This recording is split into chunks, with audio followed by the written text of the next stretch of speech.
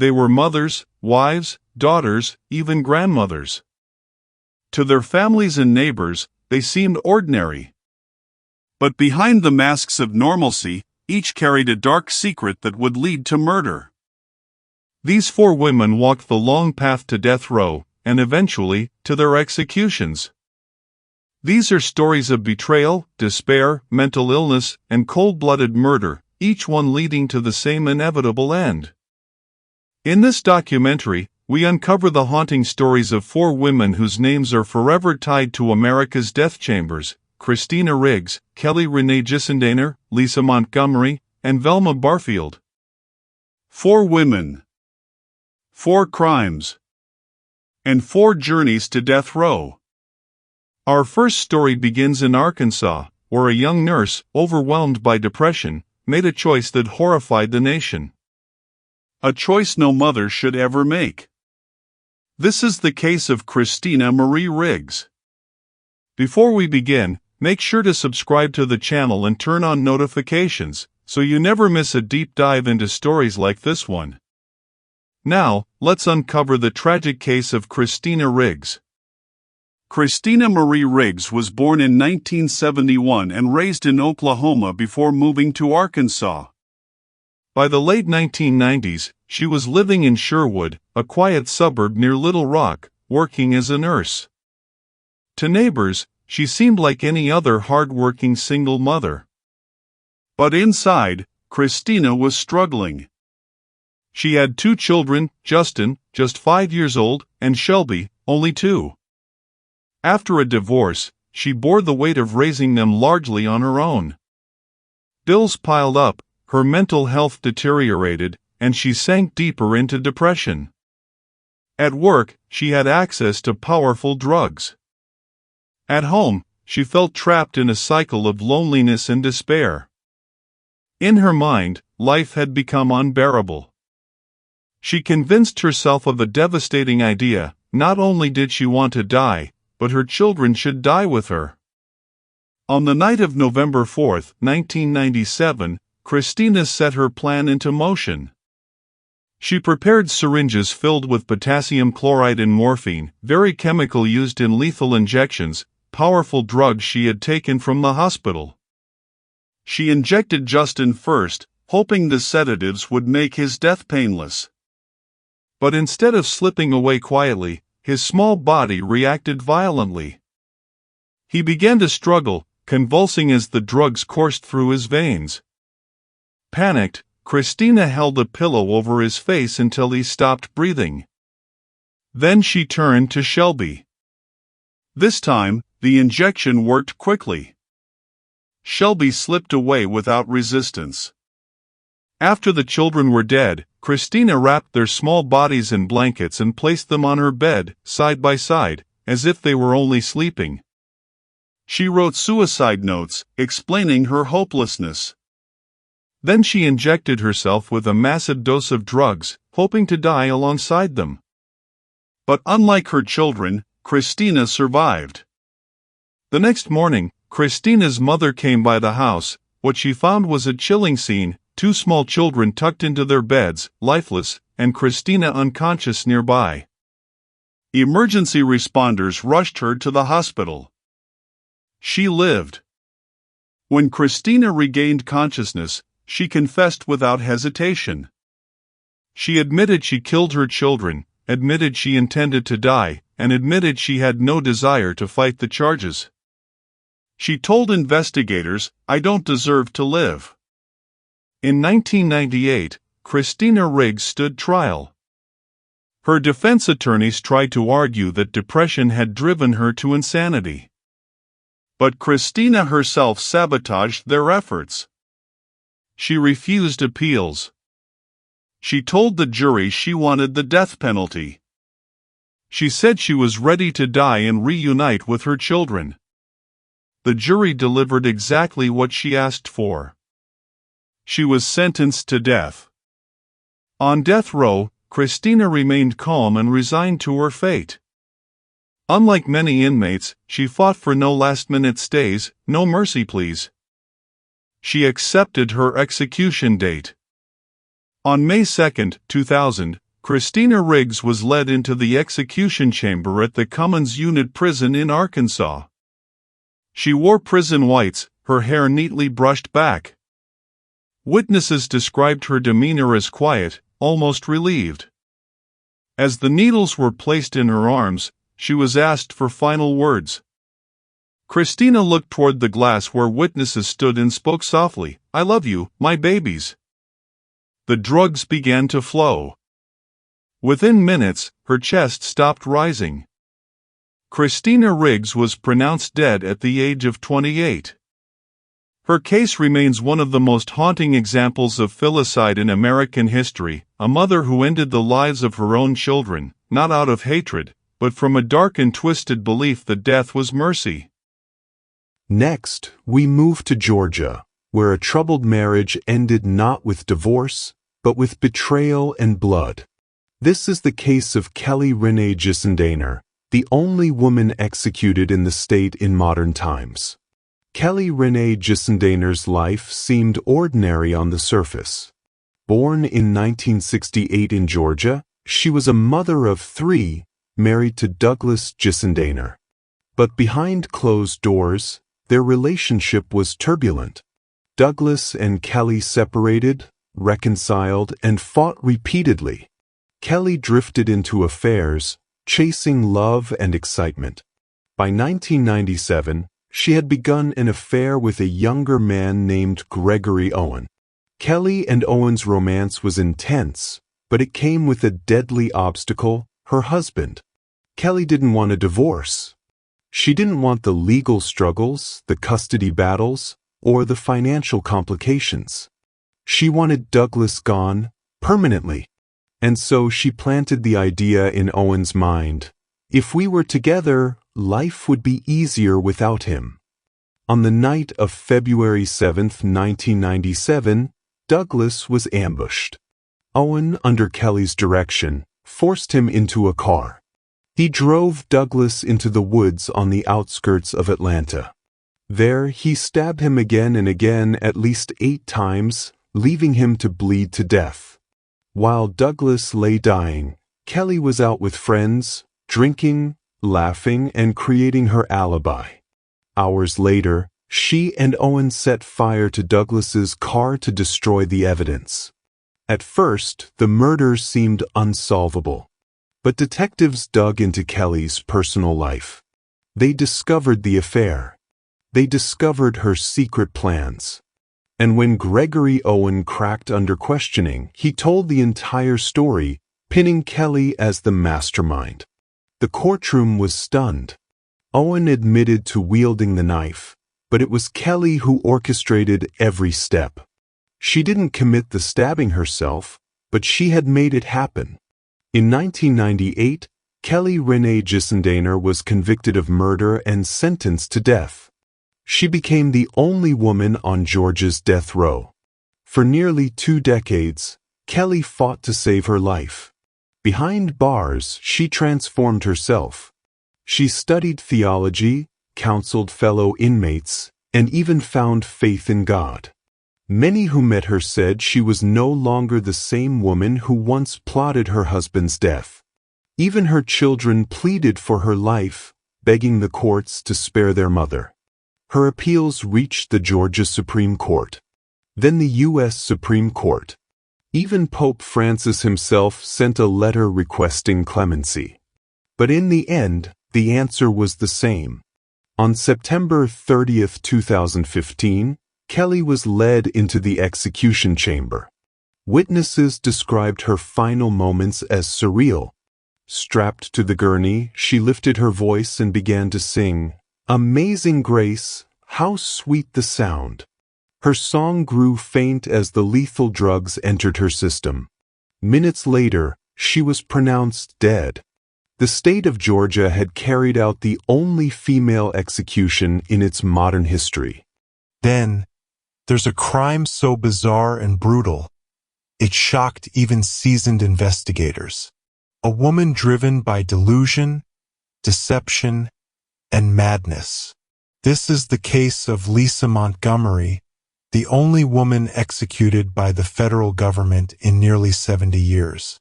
Lisa Marie Montgomery was born in 1968 in Kansas, into a life of trauma few could imagine. From an early age, her childhood was marred by neglect and abuse. Her mother was violent, her home unstable. But the most devastating wound came from years of sexual abuse, first from her stepfather, later from men her mother allowed into their home. This left Lisa deeply scarred. As she grew older, she developed severe mental health issues, post-traumatic stress, bipolar disorder, and even delusions. But to the outside world, Lisa tried to appear normal. She married young, had 4 children, 2 boys and 2 girls, and for a time, lived what seemed like a quiet life. But Lisa carried a secret. After undergoing sterilization surgery, she could no longer have children. Yet she became obsessed with pregnancy. She told friends, family, and even her husband that she was expecting again. She wore maternity clothes. She caressed her stomach as though life was growing inside her. But it was all a lie. By late 2004, that lie was unraveling. Lisa needed a way to prove her pregnancy. And that's when she fixated on a young woman she'd met online, 23-year-old Bobby Jo Stinnett. Bobby Jo lived in the small town of Skidmore, Missouri. She was happily married and 8 months pregnant with her first child, a little girl. Bobby Jo was also a dog breeder, raising rat terriers and selling them through online forums. That's how Lisa found her. Under the screen name Darlene Fisher, Lisa contacted Bobby Jo, pretending to be interested in buying a puppy. They arranged to meet on December 16, 2004. That morning, Lisa drove nearly 3 hours to Skidmore. She arrived at Bobby Jo's home carrying a rope and a kitchen knife. Inside, the 2 women chatted politely, discussing puppies, small talk filling the air. But soon, the conversation turned dark. Lisa attacked. She looped the rope around Bobby Jo's neck, tightening it until the young woman collapsed. But Bobby Jo fought, clawing, gasping, struggling to survive. The fight was brutal. Eventually, Lisa strangled her into unconsciousness. Then, with chilling precision, Lisa took out the knife. On Bobby Jo's living room floor, she cut into the young woman's abdomen. Bobby Jo woke during the attack, but Lisa pressed down harder, finishing the job. Moments later, Bobby Jo lay dead.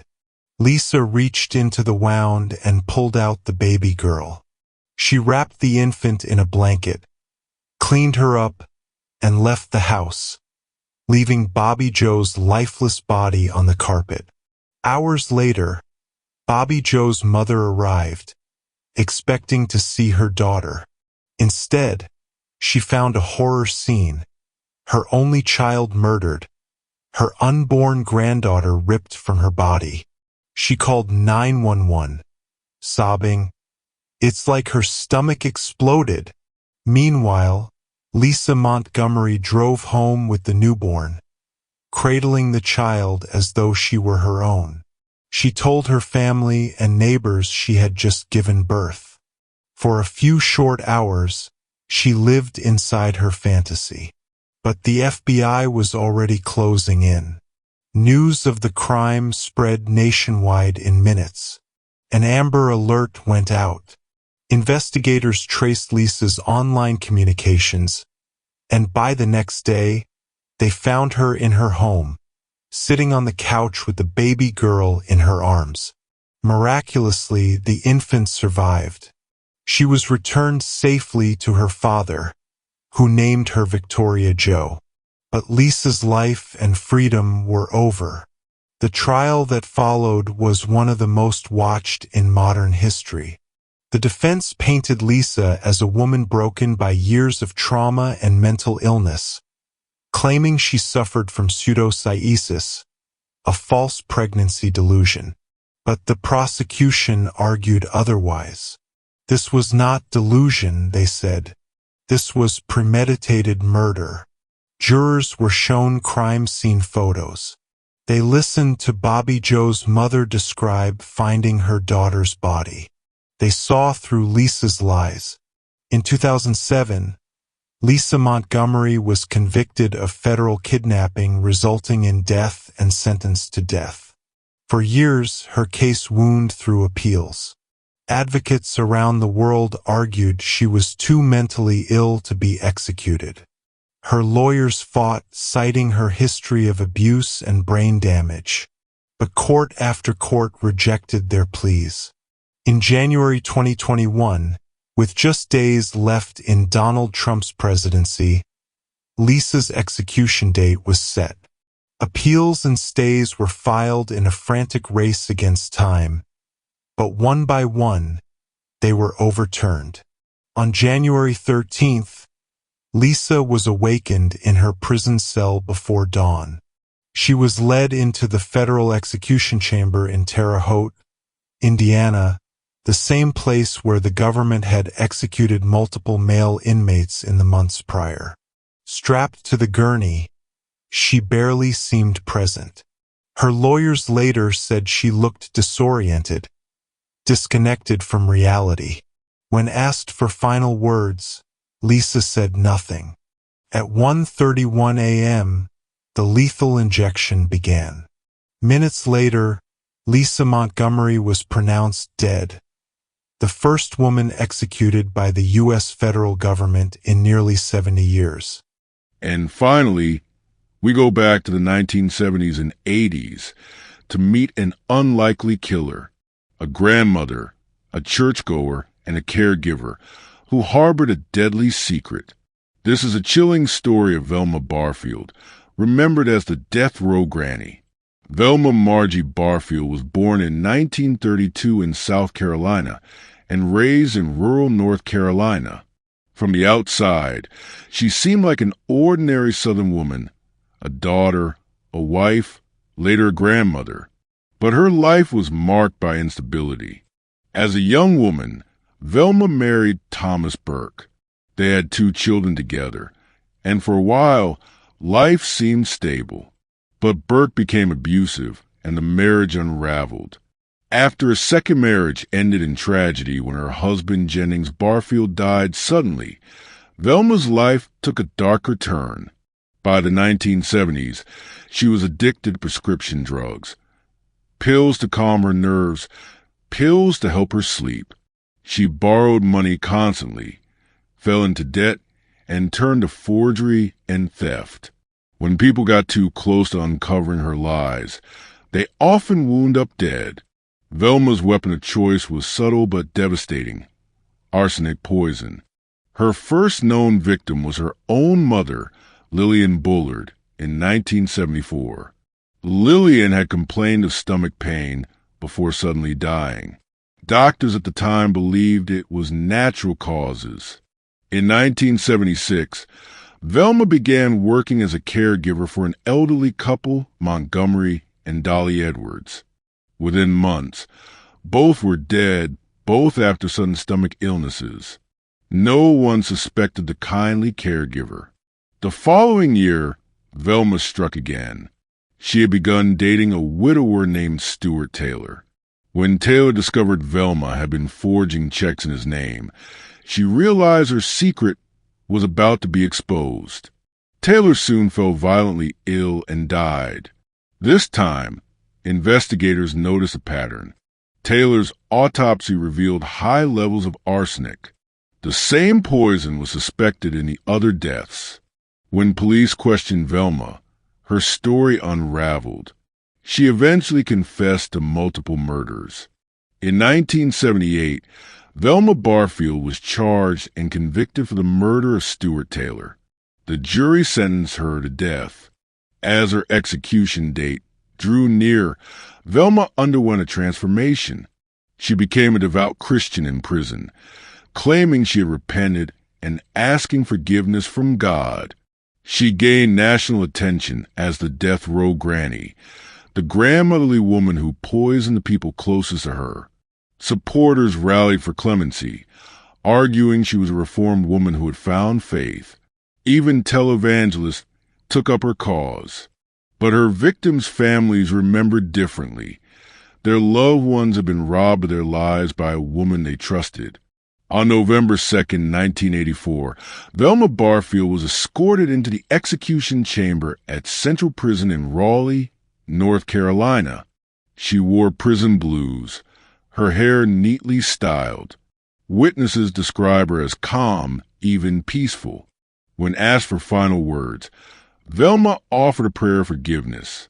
Moments later, the lethal injection began. At 2:15 a.m., she was pronounced dead. Velma Barfield's execution was historic. She was the first woman executed in the United States after the death penalty was reinstated in 1976.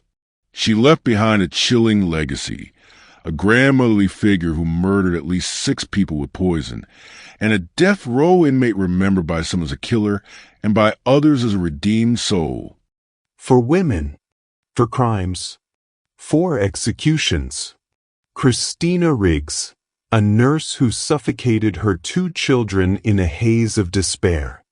Renee Gissendaner, who orchestrated her husband's murder out of passion and betrayal. Lisa Montgomery, whose delusions and violence stole the life of a young mother and shocked the world. And Velma Barfield, the grandmother who poisoned those who trusted her most. Women on death row are rare, but these stories remind us that evil, desperation, and tragedy wear many faces. The death chamber does not discriminate, and when the state carries out its ultimate punishment, it is final for man or woman alike.